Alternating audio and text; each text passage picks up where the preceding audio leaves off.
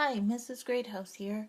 We are going to talk about the second half of Chapter 3, Section 1. Our topic is significant digits, also known as significant figures, affectionately known as sig figs. Okay, so what is a significant figure? These are the measurements that include all of the digits that are known from your measuring device, like this scale, plus one last digit that's going to be estimated. Okay, if I take a look here at where this arrow is on my measuring device, okay, I can see that it's between 0.1 and 0.2 kilograms. Each of those smaller hash marks are going to be 0.02 of a kilogram.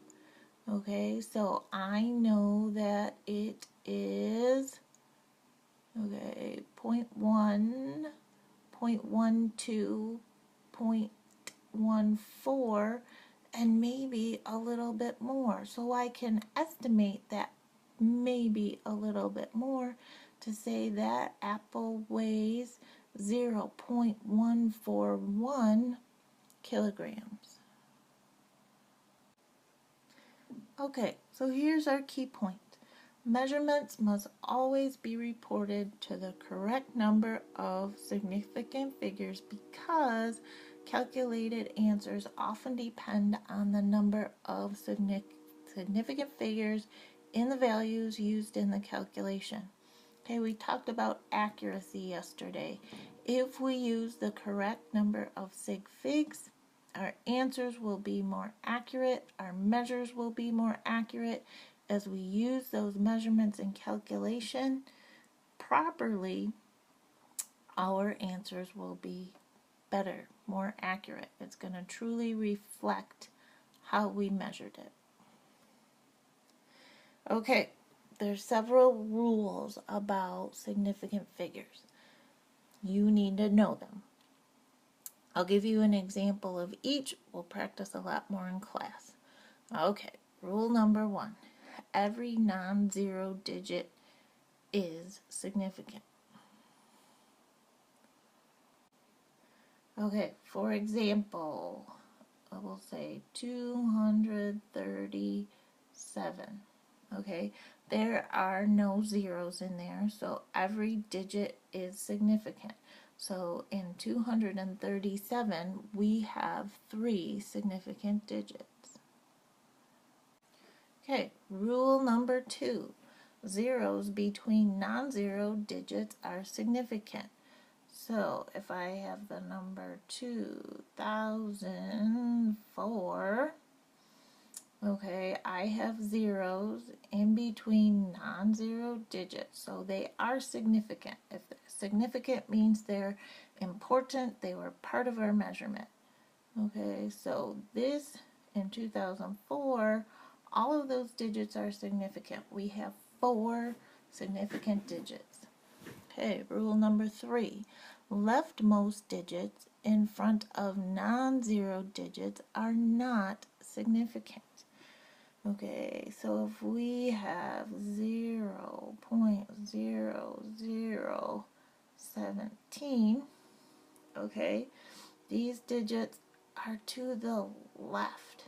They are not significant. They are just holding the place. Okay, so in this number we have 2 significant digits, our 1 and our 7. Rule number 4. Zeros at the end of a number and to the right of a decimal point are significant. So let's look at the number 370.00. Okay, these zeros here are what we're talking about. They're at the end of the number and to the right of the decimal. They are significant. They were part of our measuring. Okay, this is our estimated digit here.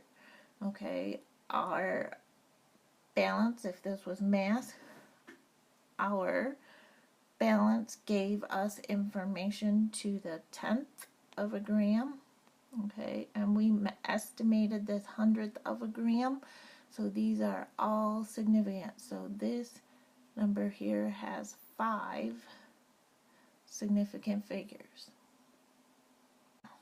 Okay, rule number 5.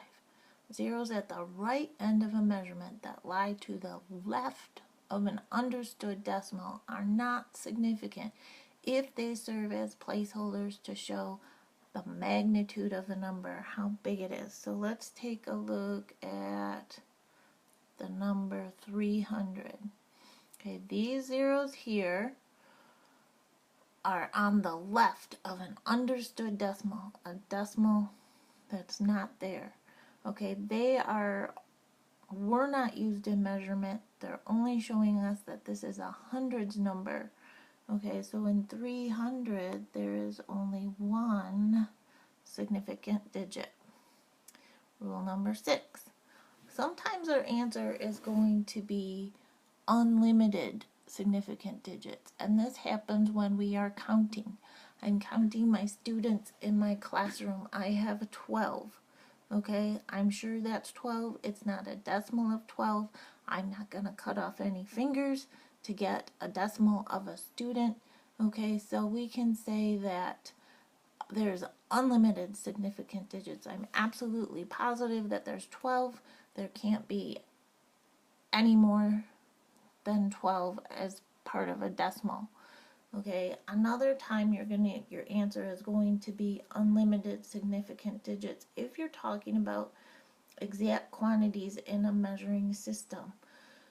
Okay, if you're talking about 100 centimeters in a meter, okay, we are exactly sure that there are 100 centimeters in a meter. We are not measuring anything, so those 100 centimeters have unlimited significant digits. We could take that 100.00000 to infinity, okay, and be sure that there are 100 centimeters in a meter, and therefore that number would have unlimited significant digits. Okay, let's take a look at 3 different meter sticks on this slide. This first meter stick only has the measurement of 1 meter. There's no other markings on this meter stick. So we have to take a look at our piece of wood and say, this is a little bigger than half. Maybe it's 0.6 meters. Okay, we could go 1 decimal place farther than what our instrument is going to measure. Okay, now they give us the same board with a different meter stick. This time it's marked for every 10 centimeters. So I can say that, this is probably 0.61 meters. It's a little bit farther than that, not very much. I'm going to estimate that it's 0.61 meters. Okay, but now they're going to give me an even more precise meter stick with every centimeter marked. Okay, so again, I know that it's 0.6. Now I can see that it's a little bit less than the 0.61. Okay, so I estimate that last digit and say 0.607 meters for the length of the board. We're measuring the same board with different devices, okay, using the proper number of significant figures. See how our answers differ. Okay, another key point.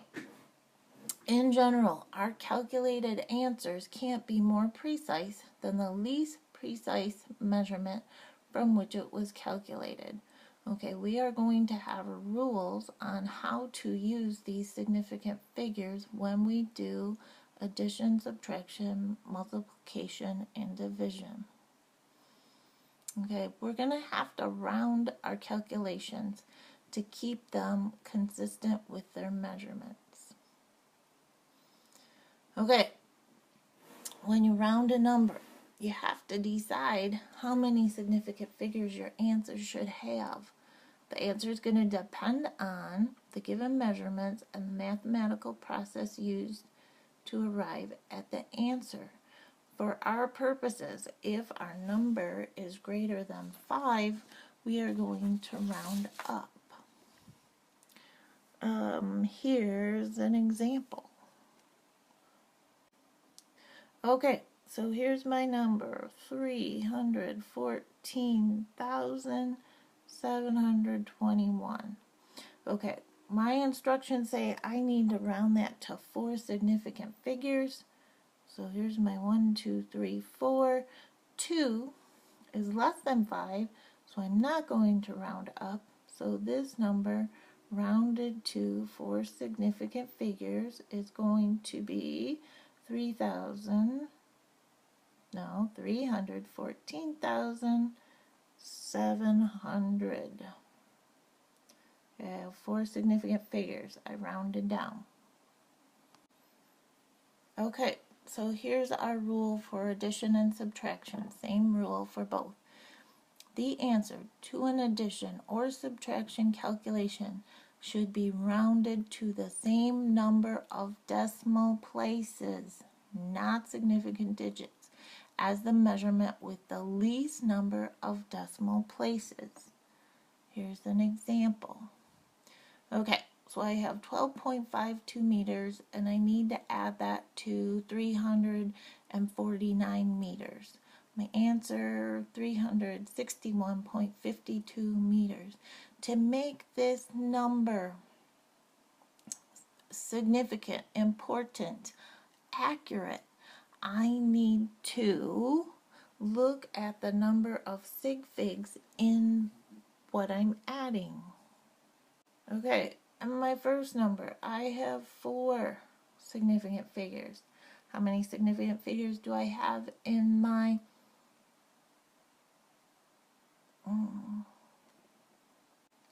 No, sorry, I messed up. I said we need to look at decimal places. So how many decimal places do I have in my first number? I have 2. How many decimal places in my second number? I have 1. That means I have to round my answer to the one with the least number of decimal places when I'm adding and subtracting. So my rounded number will be 361.5 meters. That's going to be the most accurate. Okay, multiplication and division. We're going to round to the same number of significant figures as the measurement with the least number of significant figures.